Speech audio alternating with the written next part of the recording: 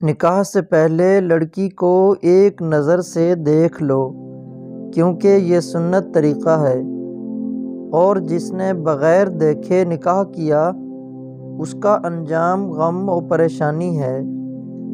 تمہارا اللہ پاک کی رضا میں راضی رہنا رب کریم کا تم پر راضی ہونے کا اشارہ ہے۔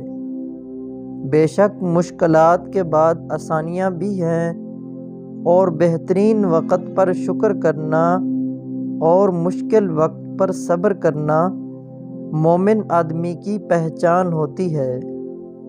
اچھے لوگ سڑک کے کنارے روشنیوں کی مانند ہوتے ہیں، جو راستے کو تو کم نہیں کر سکتے مگر دوسروں کا سفر ضرور آسان کر دیتے ہیں۔ خود پر بھروسہ رکھو اور محنت جاری رکھو، کیونکہ جو تمہیں آج نظر انداز کرتے ہیں وہ کل تمہارے طلبگار ہوں گے۔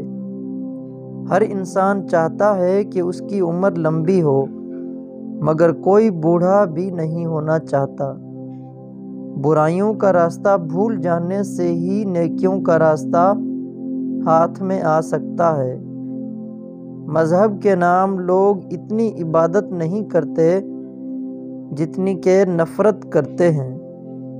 جو تمہارے پاس مال ہے اس میں سے 10% صدقہ دو، اور غریبوں مسکینوں کو کھانا کھلانا شروع کر دیں۔